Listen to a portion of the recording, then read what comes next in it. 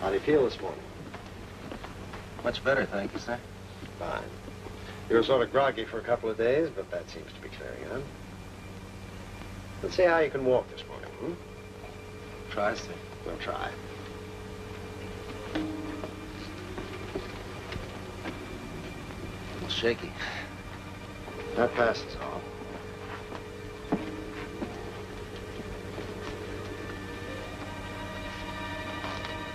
By the way, I don't think I know your name. Neither do I, sir. Don't you know who I am? That's why I tried my little experiment just now. I thought maybe if I popped it at you without warning, you'd just answer, and that'd be that. But you must know. My dog tag. You didn't have any dog tag when they brought you in. Must have been blown off. That's what makes it so tough. That'll be all for now, nurse. Help him back to his deck chair, please. Yes, Major.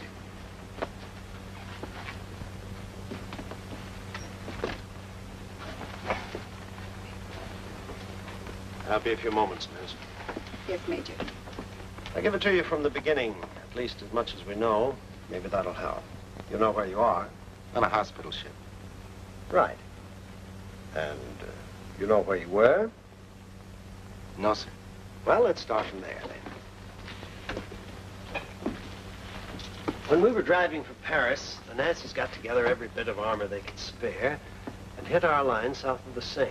They broke through on a half-mile front, cut off quite a few men. One small group took cover in an old farmhouse, held them off for 2 days. We could see the whole thing through our field glasses, but we couldn't get help through to you. Then I was one of the men in that farmhouse? Mm-hmm. The second day, one of their dive bombers got through and blew the house to bits. That afternoon, we attacked, smashed them back. When the medical corpsmen searched the ruins, they found that there'd been only 4 men in that house. 3 of them were in such bad shape, they just collected their dog tags and buried them. 4th man was you. Then my dog tag was missing? No, not missing, exactly. It had been blown off you, just as theirs had been blown off then. I got the 4 of them right here. All you have to do is take a look at them. When you see your own name, you'll know it. Paul Greger. That doesn't mean anything. Carl Gronowski.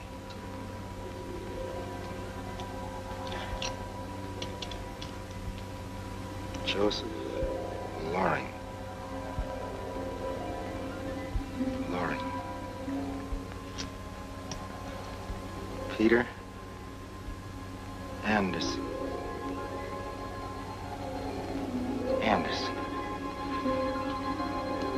Peter Anderson. None of them means a thing to you. Not a thing. Well, now, don't let it worry you. We'll get a message through to Washington and get all available information on these men. Height, weight, the works. In the meantime, as I said before, don't let it worry you.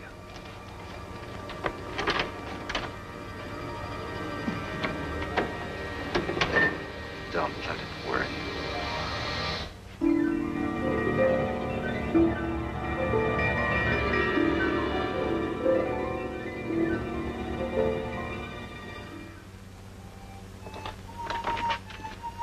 Major Williams will see you now. Thank you.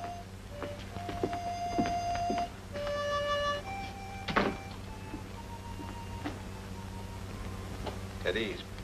How tall are you? About 5'11"? Yes, sir. Weigh about 180. Yes, sir. McGregor was 5 feet 10 and a half. Loring and Gronowski were 5 feet 11. Anderson was 6 feet. They were all within a few pounds of what you weigh. I'm afraid we don't know any more than we did.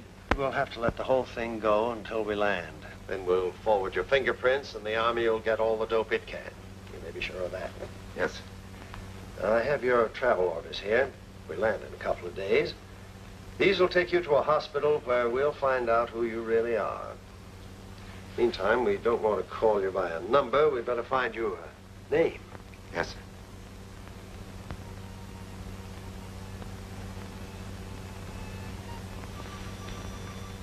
How about John? Johnny? Okay. Johnny what?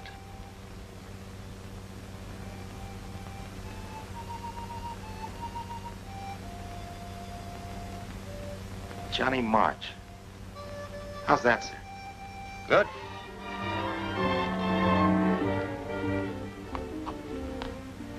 Thank you, sir. That's all.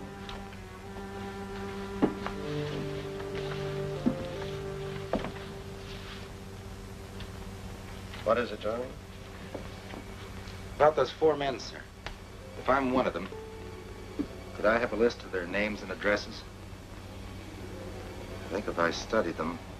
Certainly. Take this along. Work over it, Johnny. Thanks.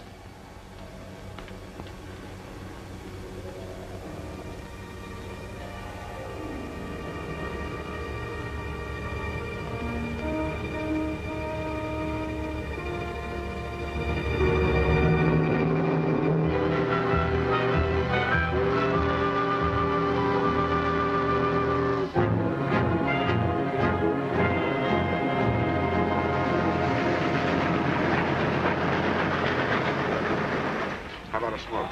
No, thanks. Young folks roll on the little cabin floor, all merry, all happy and bright. By and by our times come a-knocking at the door, then my old Kentucky home, good night. Oh, wave. I'm sorry, Moose. Well, let's try it again, fellas. Oh, wave. I hate to have to say this, chum, but as a singer, you're strictly off in a cattle boat. Sammy? Yeah? We got a leak in our quartet. Come on down here and make with the pipes. Okay. See you later. Who's gonna take the lead? Okay.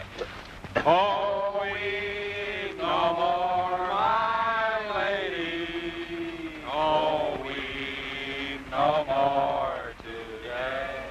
Paul McGregor, Joseph Laurie, Carl Gronowski, Peter Anderson, Bridget Chester, Chicago, Oxford. Bridget Chester, Chicago, Oxford.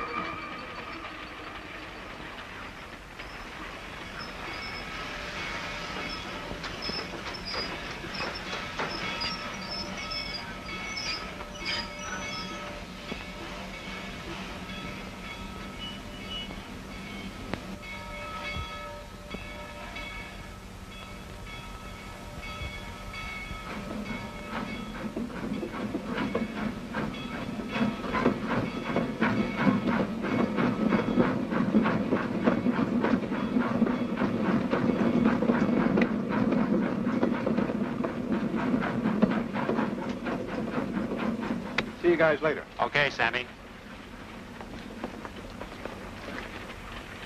Hey, Pablo, where's the guy I was sitting with? When the train stopped, he jumped off. He got off the train? Why didn't you stop him? Stop him? Why should I? I bet he's going AWOL. Who's going AWL, soldier? Huh? You heard what I said. Who's going AWL? I don't know what you're talking about. All I said is all is well, all is well. Stop stalling. I heard you the first time. Start talking.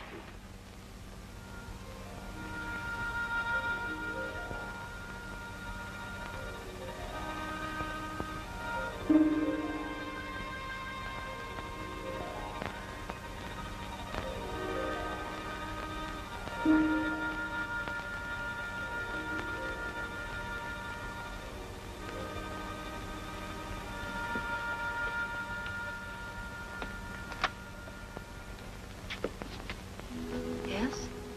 Is this Paul McGregor's house? And you're? I'm Sally McGregor. Paul was my husband. Who are you? John March. I was with Paul in France. Won't you come in? Please.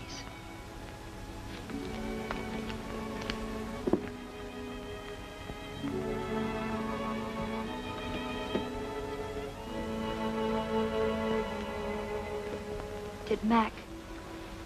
Did he ask you to come and see me? No, it was my own idea. I just happened to be passing through, and I'm glad you did.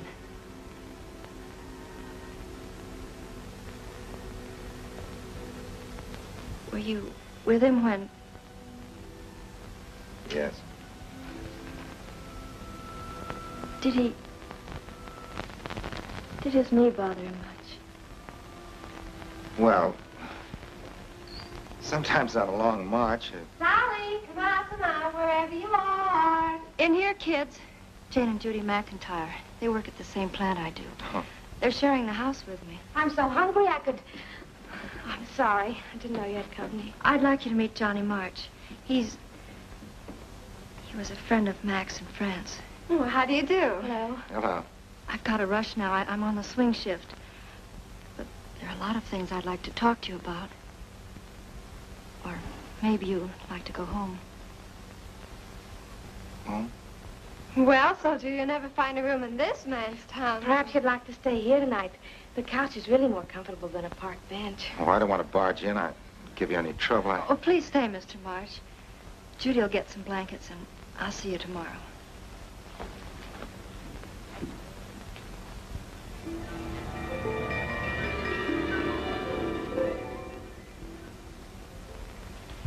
Don't spoil me, Johnny March. I'm not used to having things done for me anymore.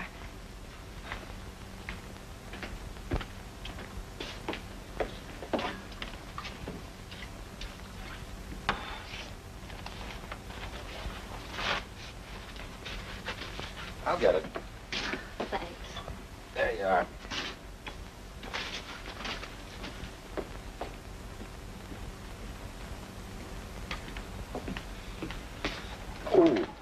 You sit down. I'll pour the coffee. Time do you have to go to work? This is my night off. Oh, you're going to take it easy, huh? You can call cooking dinner and sewing, ironing, and doing odd jobs around the house taking it easy. Maybe you ought to go out to dinner. Go out to dinner? Yeah. I haven't been out in months. That's what I figured. That's why I said I thought maybe you ought to go out. With me.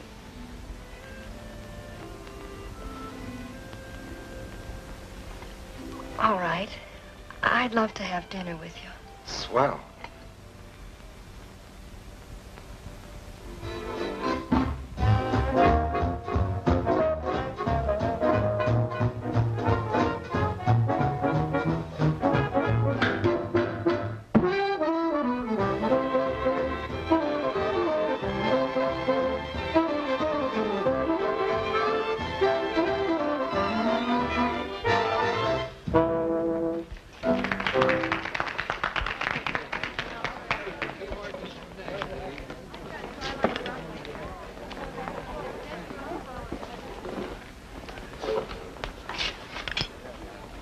More coffee? Nothing more, thanks. Having a good time? I don't know, Johnny. It's been so long, I've forgotten what it means to have a good time. I guess I am having a good time. Should I be? Of course you should. Mac could be the first one to want you to. I don't know. Mac didn't have much time for fun during the 6 months we were married. 6 months? Didn't Mac tell you? He owned a fleet of trucks, and his work kept him so busy on the road that we hardly had time to get used to each other when... Oh, they're the Bartletts. Mr. Bartlett gave Mac his first job. Do you want to ask them to sit down? Let's. Hello, Mrs. Bartlett. Mac. Sally, when did he get back? Oh, Sally, I'm sorry. Perhaps you'll excuse us. We're having dinner with the... over there. Come, Martha.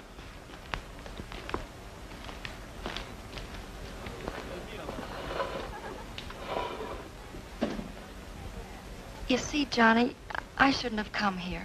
Don't let a thing like that bother you. It's no use. You'd better take me home. All right, Sally.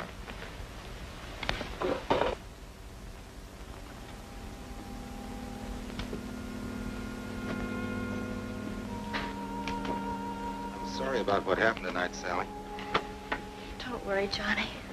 I'll see you in the morning. Don't go. I want to talk.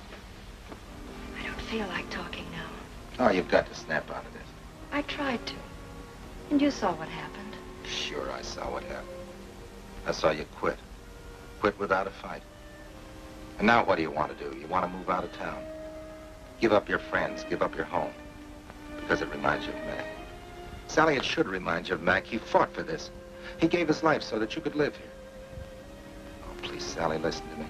You can't stop living just because you were hurt. These surroundings are part of you, part of your life. You've got to love them again. The pictures that Mac helped you hang. And the chair next to the fireplace where he always smoked his pipe. Mac and his pipe. He never was without it, was he? Oh, that isn't the point. I'm just trying to show you. Answer me, Johnny. Answer me. You lied to me. You never knew Mac. He never smoked a pipe in his life. Oh, please, Sally.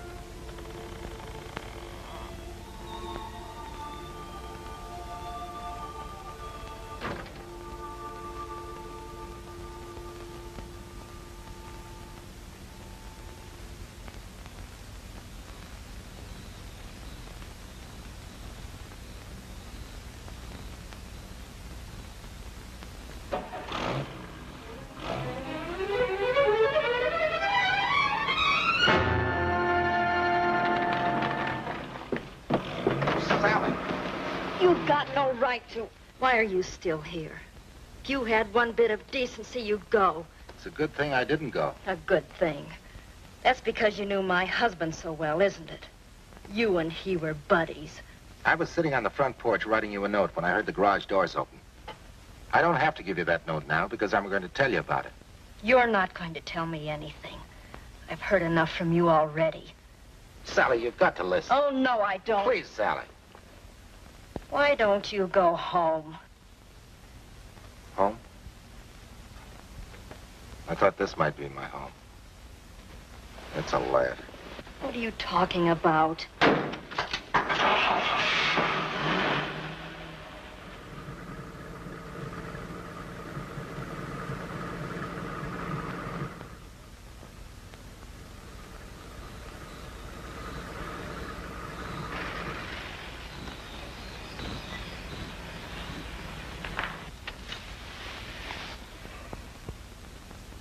You think I'm a phony, don't you? But I had to come here, Sally. I had to find out something.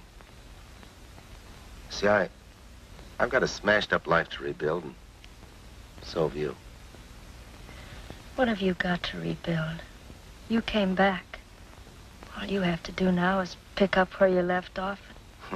It'd be swell if I knew where I left off. Meaning? Meaning there There really isn't any such person as Johnny March. He might have been Paul McGregor. Now,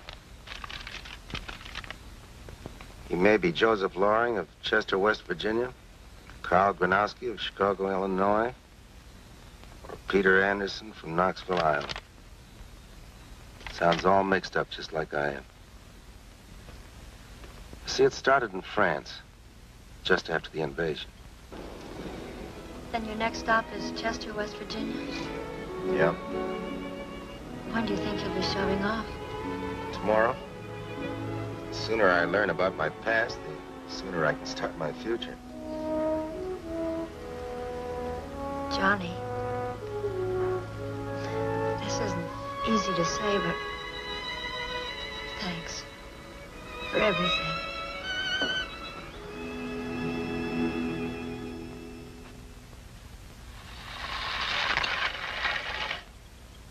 Better come in and get ready if you want that lift to New York. Stan will be here in a few minutes. All right.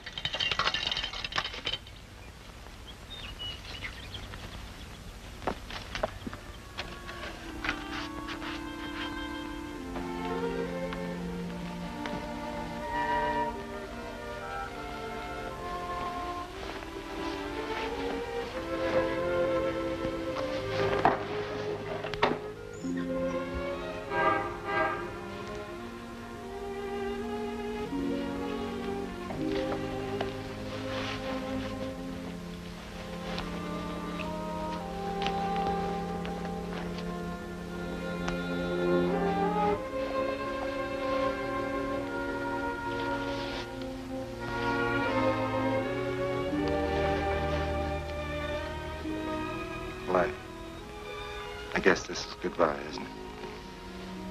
I guess it is. We'd better go, Johnny.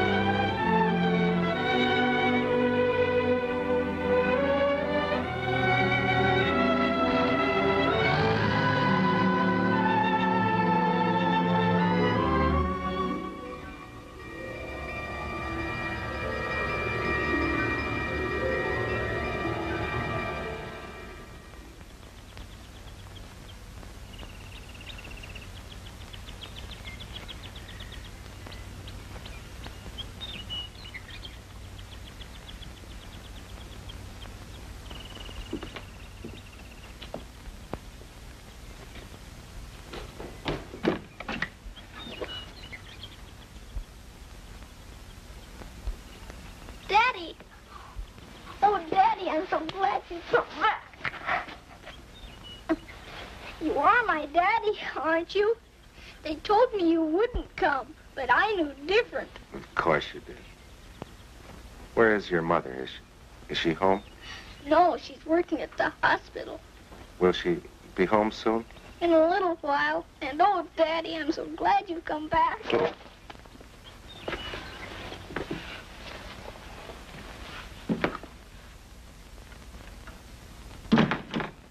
There, son. Take it easy. I'm all right now. You haven't told me how much I've grown, Daddy. Haven't I grown a lot? Oh, you're positively enormous. Enormous? I haven't learned that word yet. What's it mean? It means you've grown so big, I doubt if I'd recognize you.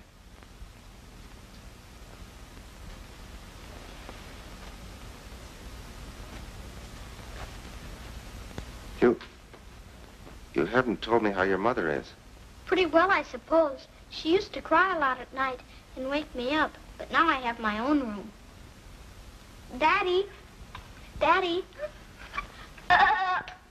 Shh.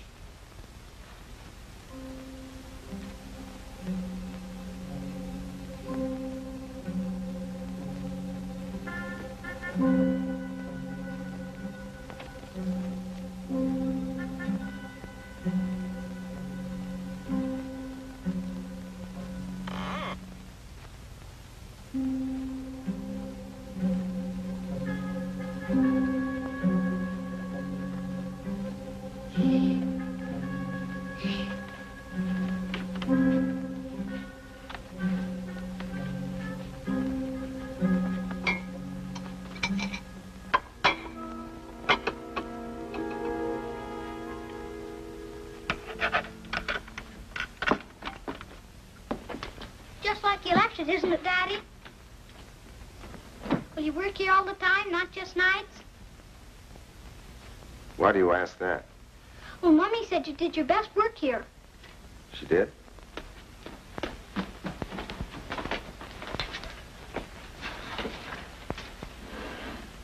These are your pictures, aren't they, Daddy?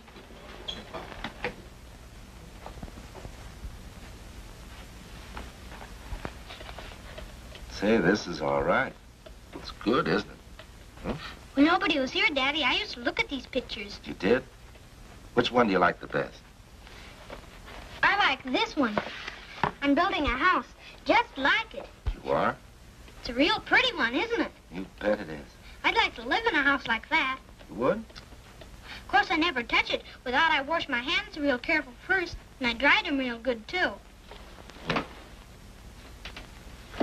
Let's look at the rest of the pictures, Daddy. You bet, son.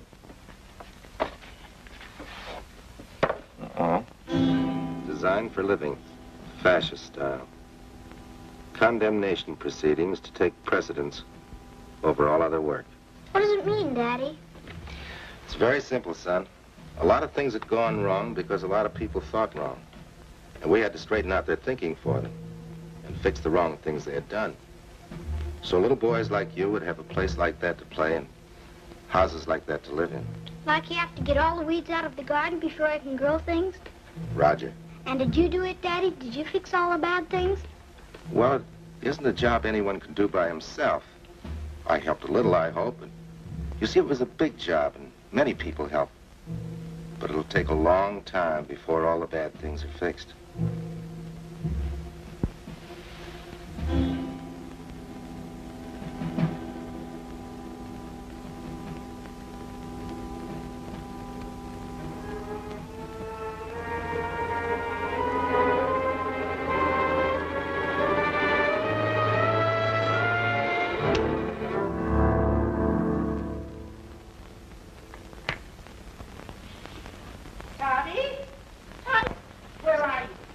Your mother? It's Miss Carew. She takes care of me when Mummy's in the hospital. I don't like her very much, Daddy. You better answer her. Daddy, do you hear me? I'm here, Miss Carew, in Daddy's workshop, and Daddy's here, too. What? Toddy Loring. Who is this man? He's my daddy. Who are you? He's my daddy. I tell you, he is. He is. Tell her, Daddy. It's a strange situation, Miss Carew. And a difficult one to explain. You see, Toddy and I were talking it over, and we weren't quite through, so if you could give us a few more minutes together. But I don't see why. I assure you it'll be all right. Well, a few minutes, then. Thank you. Yeah, there's nothing to cry about. You're a big boy. But why did you tell me you were my daddy? Well, it's like this, Toddy. Your daddy sort of sent me to you. Well, he was one of the finest and bravest men in the whole world. And I want you to always remember that. He was a good soldier, and good soldiers don't cry. And you've got to be a good soldier. You have a job. Roger. That's the boy. I must go. Don't go. I want you to stay. I have to go, Toddy. I've got a job to do, too. Come on, fella.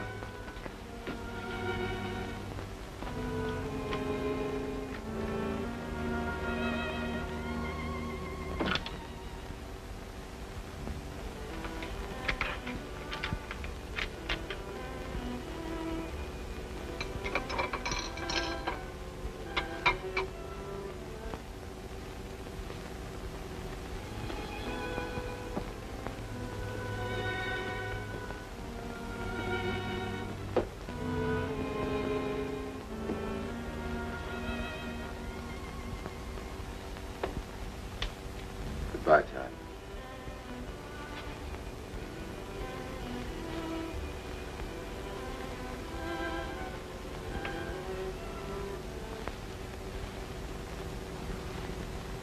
So long, soldier.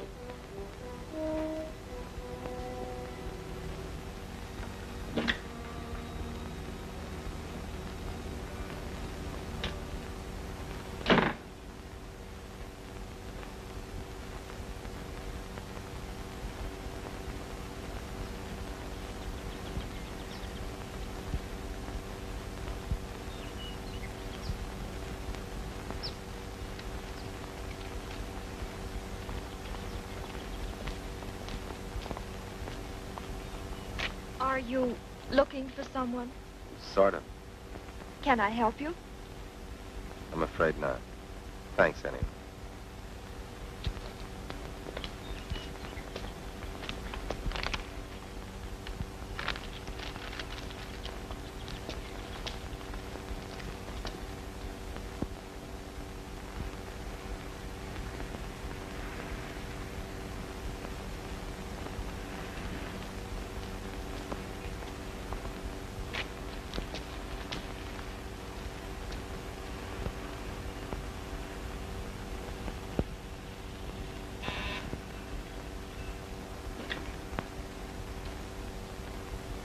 Yes? I'm sorry to bother you, but I'm looking for the Granowskis. Granovskis? They don't live here anymore. Oh. We don't know them. One of them went into the army, and his brother moved away just before he came in here. I wonder if by any chance you'd know where they moved to. Leo, come here a minute. Sorry to put you to all this trouble. Now what is it? Always you got some... Fine thing, Maria. Keeping a soldier standing outside our door? Where's your manners? Ask him in. I just wanted some information. I'm looking for the Granowskis. Well, there is only one of them left. That is Joe, the younger one. He works by Frank Sirocco's on Rush Street. 530, I think the number is. Did you know him? Oh, I met the young one once or twice. Carl, the older, was in the army. Took care of his brother for a long time. And then, besides, he had La Chancerenza. What is that? I don't know how you say it. It means like healing hands. He used to take care of things that are sick. Dogs, cats, birds. I remember we had a man like that in the old country. In our village, we thought he was better than any doctor. I see. Well, thank you very much. You're welcome. Maybe you like I fix a cup of tea for you and a nice piece of comic cake. Thank you, but I'm sort of in a hurry. Goodbye. So long, soldier. Goodbye, soldier.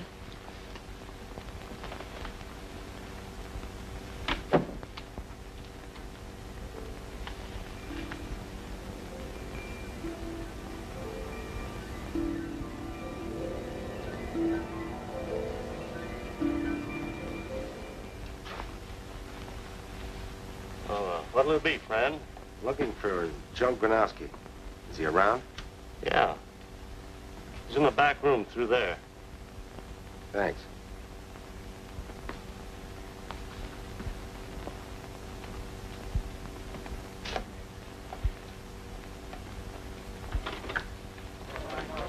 Six at Hialeah, Indian Summer, Colombo. Catch it.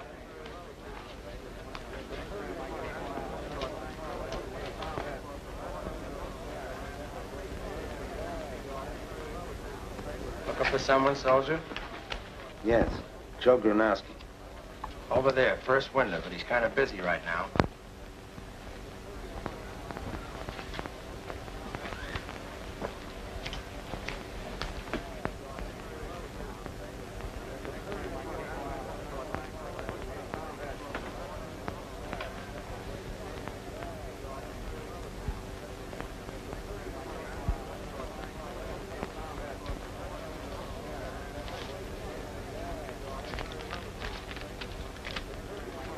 Attention, please.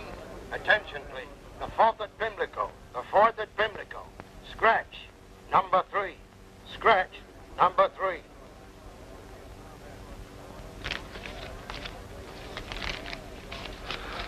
Hey, wait a minute. What's the idea? There isn't any idea. Did you know his brother by any chance? Sure I did. He worked for me 2 years before he went in the army. Why? Hey, wait a minute. Was you a friend of Carl's? In a way. In France. Hey, Joe. Joe, come here a minute. Anything the matter, boss? Uh-huh. I want you to meet up with, what'd you say your name was, soldier? March. John March. I'm Frankie Sirocco, and this here's Joe Granowski. Hello, Joe. He was with Carl in France. You were with Carl? Hello, Frankie. How's tricks? Hi, Rocks. Hello, boys. All right. Hello, Mr. Donnelly. I better get back to the window and do Stick it. around, kid. Boys can get along without you. But the last race I is said stick around. Something I want to talk to you two about. But it can wait till the customers leave. Donnelly's her name. Rox Donnelly. John March. Ah. This is indeed a pleasure, Mr. March. Well, Frankie, while we're waiting, how about a little liquid refreshment, huh? Sure, Rox. What'll it be, soldier? I'll have beer. I'll have a straight bourbon. Same here. Wait a minute. Wait a minute. Give Mr. March his beer. Me and the boys will have 3 milks. Now, wait a minute, Rox. Just because your liver's kicking up. Shut up. What's it all about? Pay no attention to these characters, Frankie. They're beefing on account of giving a little blood. Who's beefing about giving blood? They wouldn't let me in the Army on account of this liver of mine, so I had to find other ways to help out. Giving blood is one of them. And Rox Donnelly don't do nothing halfway. When me or my boys gives blood, it's nothing but the finest quality and in an A1 condition. So for 1 week before we give, all alcoholic beverages are strictly out. I said 3 milks. Hey, Jake. Sit down, Johnny. 1 beer and 3 milks. Okay, boss. Well, Rox, what's on your mind? Oh, nothing very much. Just the $6,000 you owe me. What are you talking about? Well, unless I've been very badly misinformed, Green Gremlin comes in at 5-1 in a 4th race last Tuesday with $1,000 of mine on the nose. Here's a slip.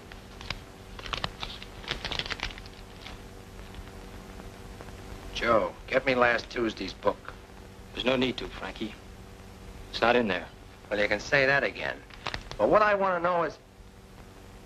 Hey, wait a minute. That's right. I did it. Rox met me on the street and gave me the money to put on Green Gremlin. I needed that money. And I had a hot tip on another horse. So I gave Rox the slip, never entered it in the book, and put the dough on my horse. But Green Gremlin won. Oh, you dirty double-crossing limpy nigger. Take your hands off me. Ah, the soldier's right, Frankie. Rough stuff ain't gonna get you no place. I put down $1,000 and my horse won. I don't care who pays me, but I want the $6,000 that's coming to me, and I want it now. Keep your shirt on. You'll get your dough. This is what I get for getting mixed up with a guy who's... Look out! Look out!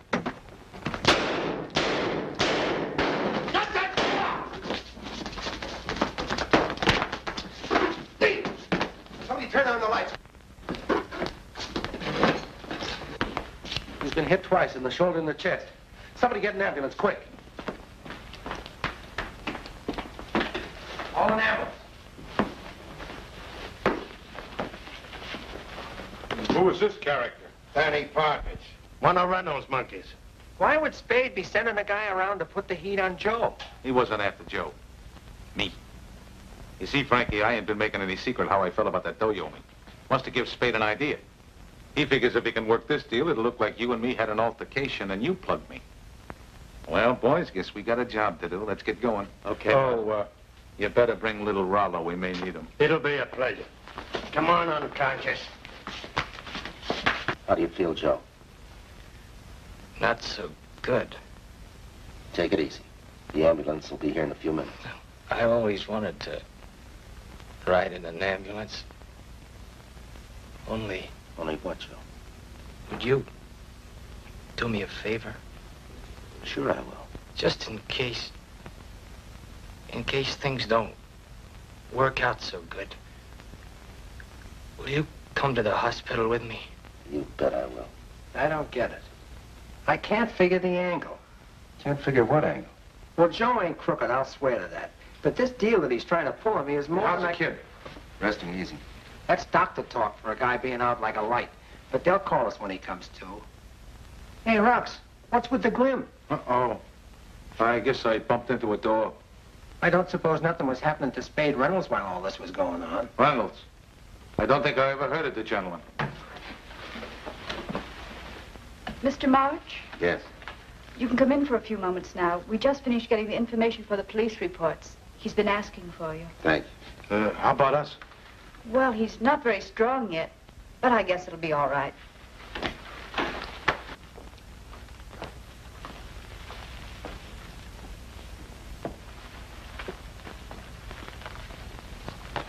Well, Joe, looks like everything's okay. Yeah. Just my luck. Say, look here, kid, there's something I gotta know. Was you aware of the fact that Spade had a guy looking for me? Nah, not till I saw a guy standing there with a gun in his hand. Well, then why did you yell? If you'd have kept still and let him burn me down, you wouldn't have to worry about the $6,000. Why did I do it? I guess it's just that I'm a sucker. You think a guy that thinks enough of something to stop lead is a sucker? Don't you? I'm just wondering about your brother. You keep him out of this. Carl took care of both of us until he went in the Army. Just before he left, he told me he was fighting for a right.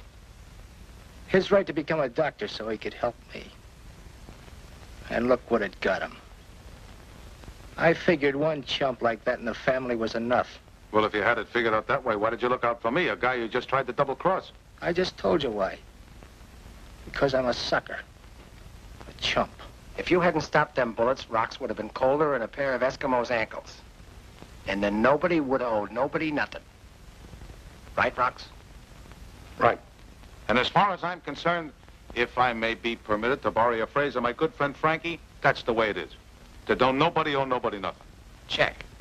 And when you get out of here, Joe, your old job will be waiting for you. You better throw in with me, kid, where you'd be appreciated. What's the matter, Joe? I don't feel so good. Did I say something wrong? No, Rocks. I think Joe wants to do something different. What do you mean? I think he might want to be a doctor. How did you know that? Well, that's what Carl wanted. And I figured you'd want to take up where he left off. Yeah, but... Oh, how could I? College and medical school, that takes a lot of money. Well, don't worry about that, young fellow. That'll be my department. And say, listen, while you're studying all that stuff, will you learn something about livers? Like any right-thinking businessman, I got to figure on getting some return on my investment, and it's a funny thing about my liver. I'm sorry, but you'll have to go now. Oh, yes, miss. Yeah. So long, kid. Be seeing you. Be seeing you. Goodbye, Joe. Goodbye. I want you to know. Don't try to talk anymore. So long.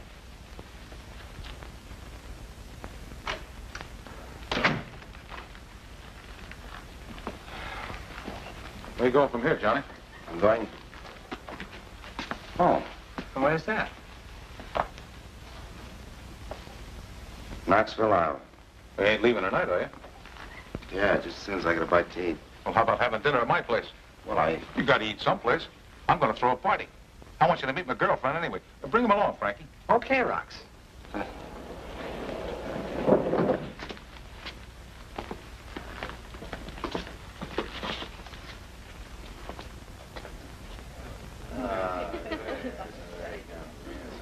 Ladies and gentlemen, I wish to propose a toast to Rocks Donnelly.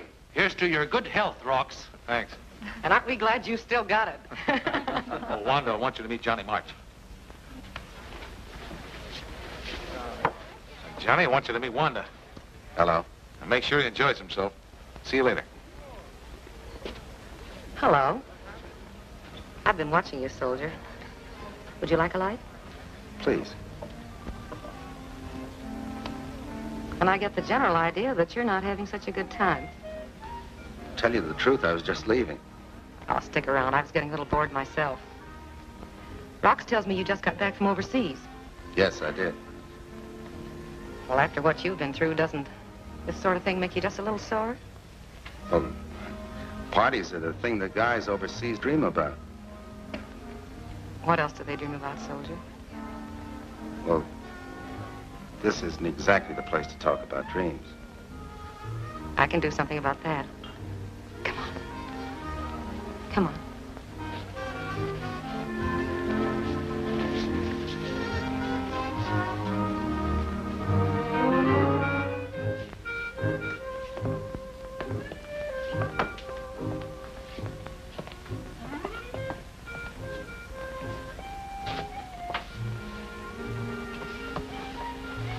Come on, tell me about those dreams.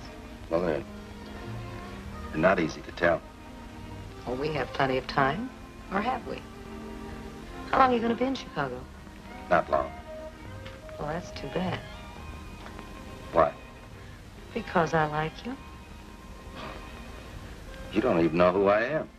Well, is that necessary? Well, it'd be kind of nice if One of us knew. Well, I don't get that one at all. Oh, look, Miss Wanda, I'm not trying to be mysterious. Come on, soldier. There's a girl somewhere, isn't there? Why do you say that? There's a telephone out there. Why don't you go call her up? Well, I'm in Chicago and she's in Connecticut. Rox won't mind. He can afford it. Maybe this has been said before, but women are funny. Come on, don't give me any more arguments. Go on in there and phone her.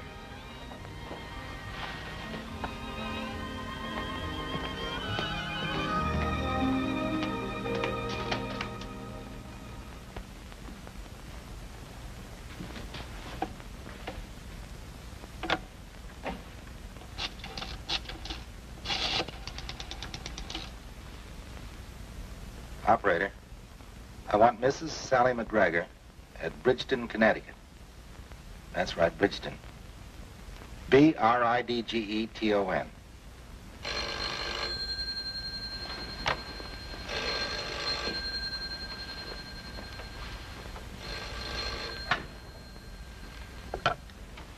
Hello? Hello, ready with your party? Hello, Sally. Who is it? Johnny. Johnny March? Where are you? Chicago. Have you found out anything? No, but there's only one more name left on the list, and that must be it. You mean Anderson in Knoxville, Iowa? Sally, you remembered. I remember lots of things, Johnny. Sally, would you come out to Knoxville to meet me there?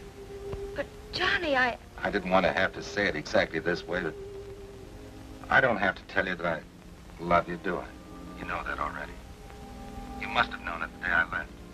But, Johnny, darling, you're forgetting something, aren't you? A kind of important something? You don't even know yet whether you're married or not. I can't be. Why not? Well, I just can't be. It wouldn't be right. Well, if you were only here, I could tell you, or maybe I wouldn't have to tell you. This isn't a magazine story, Johnny.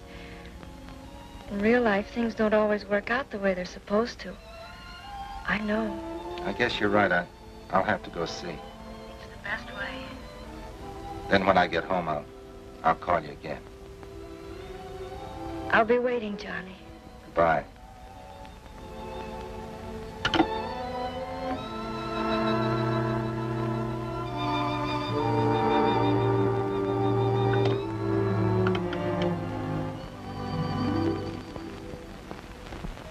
Is everything okay? It's going to be. That's great. I'm like one of those Kipling characters who can fix things for everybody but themselves. You don't want to go back in there, do you? I don't want to seem ungrateful, but I've got a long way to go. So I better get going. Well, then don't bother to say goodbye. The library's in there. The elevator's across the hall.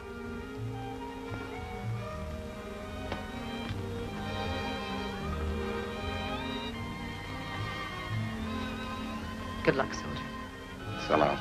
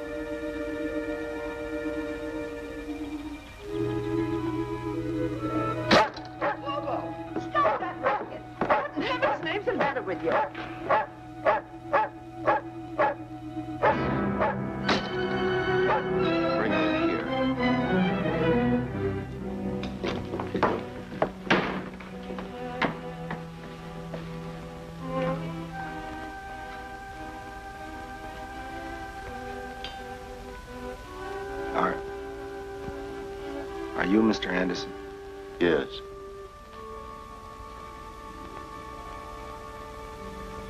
Then I'm not.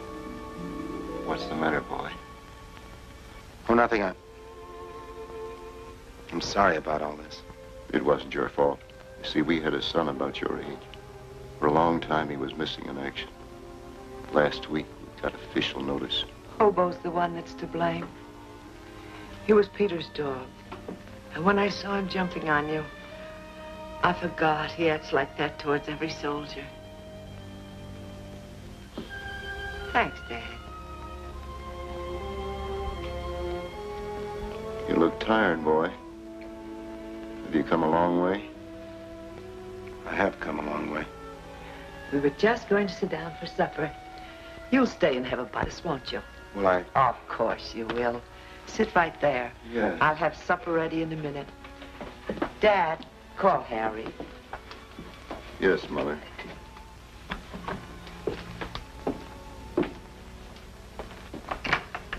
Harry! Supper! Serve the stew, Dad.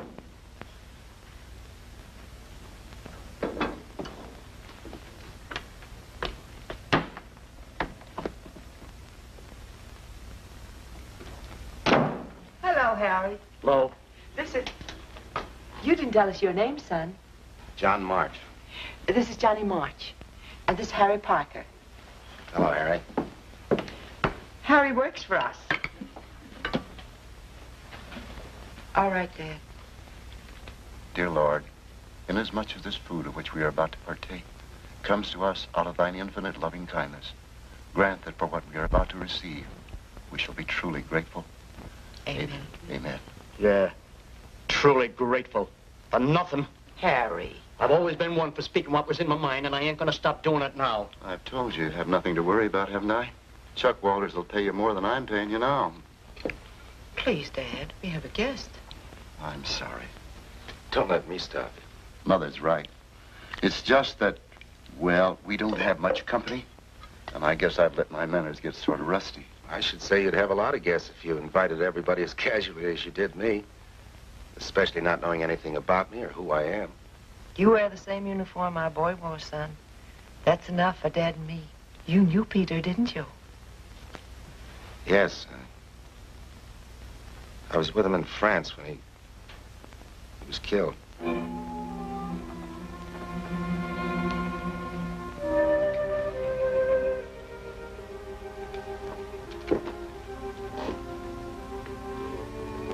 But you knew about it. Mr. Anderson told me. Yes, we knew. We received a telegram last week. It's just that Peter and his father were so close. I knew you had something to do with Peter. I was afraid to say it, but I knew. And when it came, was it quick? He didn't suffer a single instant.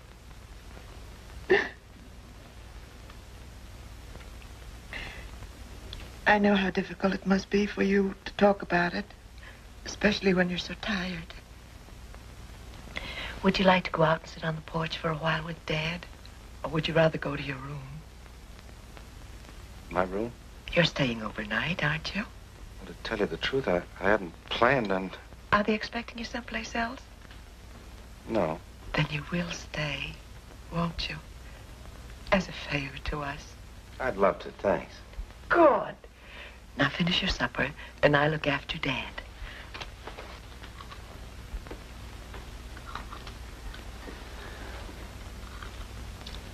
I guess the Andersons were pretty cut up when they heard about the death of their son, weren't they? Yeah, she's quieted down a bit now, but Anderson ain't been the same since it happened.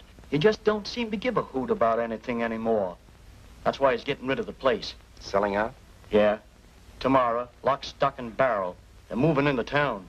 Mrs. Anderson don't want to go. Neither do I. We've argued with him for hours at a time, but it don't do no good. Certainly in a hurry, wasn't he? He says the sooner the better. That's 'cause everything about the place reminds him of the boy. Finished, son? Yes, thanks. How's Mr. Anderson? He's all right. He isn't as young as he used to be, and things upset him more somehow. I've certainly caused a lot of trouble around here, haven't I? First you and then Mr. Anderson. Don't you give it another thought. We're glad you came, for a lot of reasons. I'm thinking you need a little rest, Johnny. Thanks. I am tired.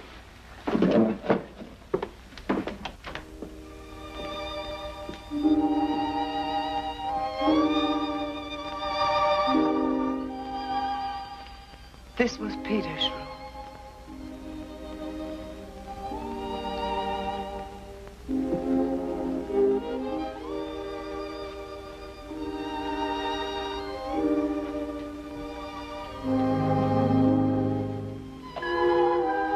He was the proudest kid in the country the day he won that 4-H prize.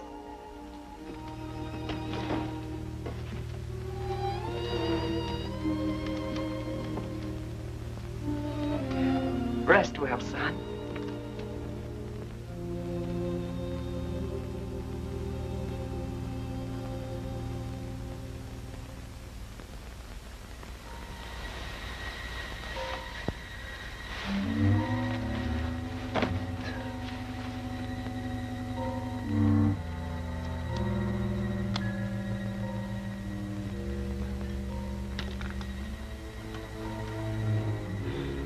By the way, I don't think I knew your name. By the way, I don't think I knew your name. I'm Sally McGregor. Paul was my husband. Who are you? I'm Sally McGregor. Paul was my husband. Who are you? But why did you tell me you were my daddy? But why did you tell me you were my daddy? What'd you say your name was, soldier? What'd you say your name was, soldier? It's Johnny March. Who's Johnny March? Who is Johnny March? Who is Johnny March? Johnny March.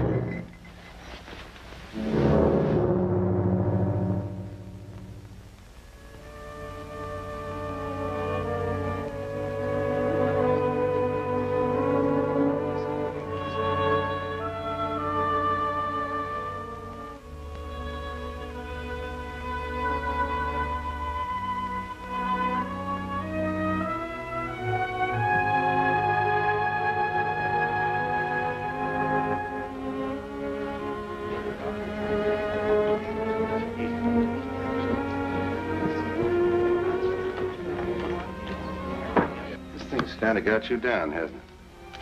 It's a little hard to have people walking around your house and pawing your things. I know now I made a mistake. I guess I'll just sit up here out of the way until it's over.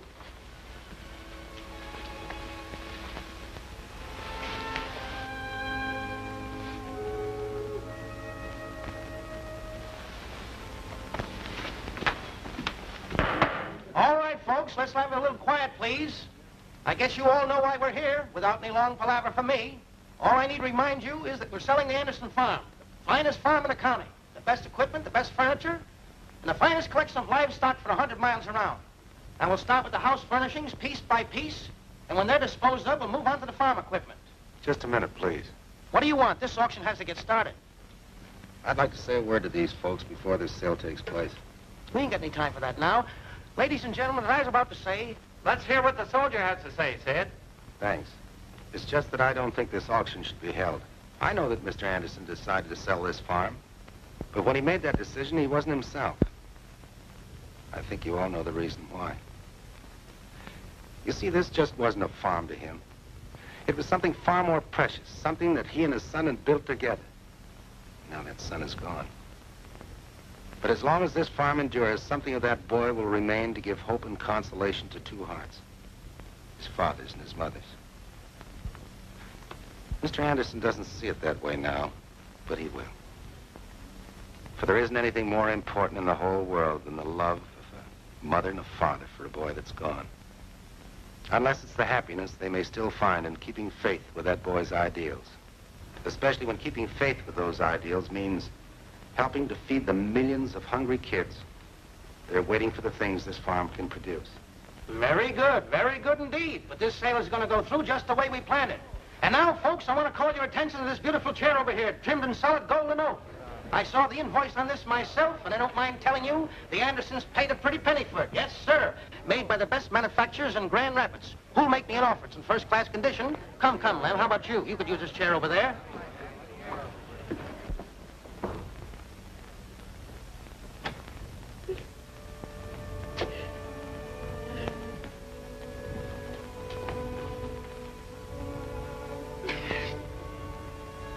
Mrs. Anderson. Nothing's going to be settled.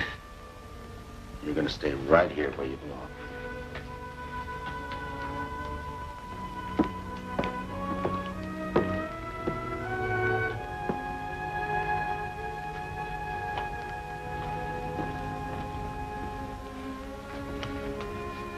I guess I don't have to tell you that I'm grateful for what you did. You've both been very kind. I just want to say that... I'll get it. Hello? Who? Yes, he's here. Johnny, it's for you. For me? Yes.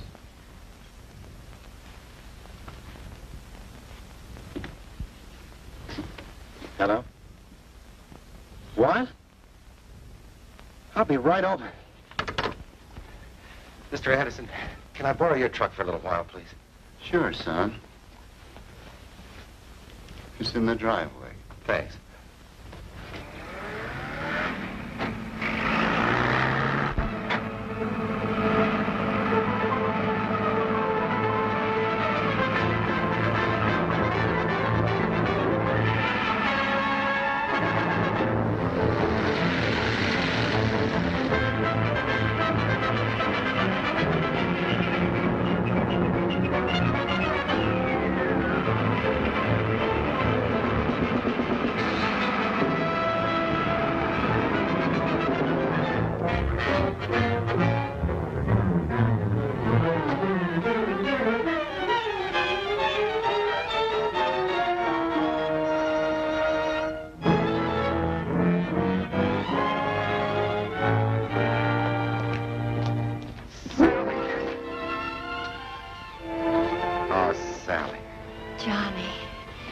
Everything all right?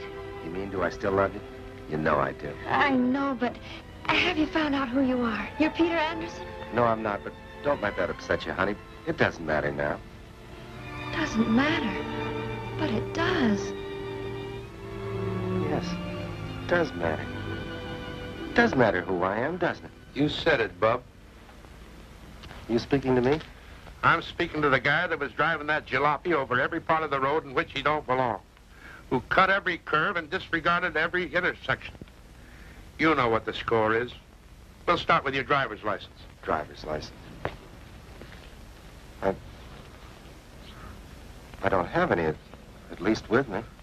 You're making it swell for yourself, aren't you? Suppose we go see the judge now, and you can tell your story to the both of us at the same time. Please, not now. I just got here a couple of minutes ago. Came all the way from Connecticut, and I... Anything the matter, officer? No, at least nothing I can't handle. Just one of your boys driving without a license and violating every speed law in the book. Where are you from? I don't know. What do you mean you don't know? Let me see your papers. Papers? I haven't any. AWOL, huh? This is getting good. Well, if you guys will just keep your shirts on for a couple of minutes, I might be able to explain things. Maybe you won't have to. What's your name? Johnny March.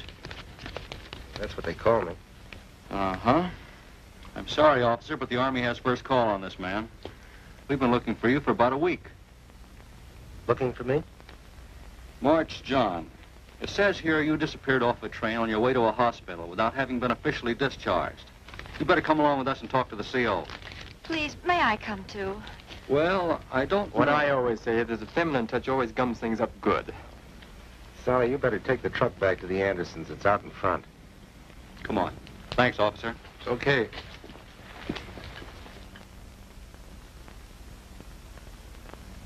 And I didn't think I was actually doing anything wrong, sir. Jumping off your train, not notifying your commanding officer of your whereabouts for 1 week? See, I was just trying to establish my identity. That's the Army's job, not yours. Private March, you are AWOL. And until I receive further information regarding you, you will be confined to the guardhouse. Yes, sir.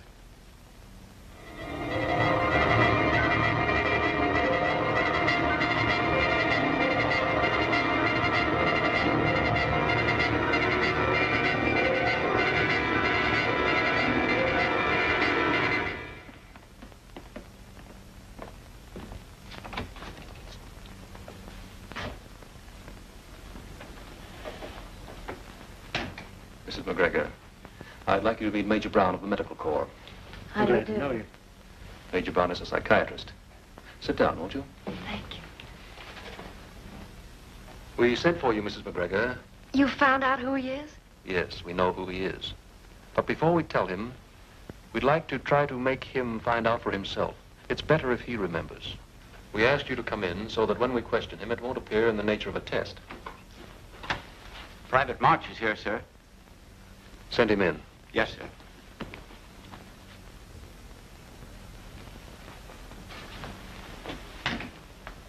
At ease. Thank you, sir. Private March, just before you came in, we were having a little discussion. Perhaps you can settle it for us. Do you know the date of the Austrian succession? 1740. And how about the Council of Nicaea? That was 325 A.D. And do you happen to know just why you remember those dates? Well, after all, I should. I was a professor of history at... Sally, Then you do remember who you are? Yes, sir. And your fingerprints verify the report beyond doubt, Captain? Captain?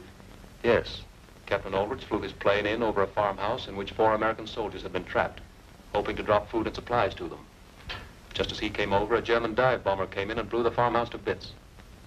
Just how Captain Aldrich escaped when his plane exploded is more than the authorities can state at this time. Suppose we just check this report. Yes. Name? Charles Aldrich. Age? 33. Next of kin? Orphan. Marital status? Single. That's all.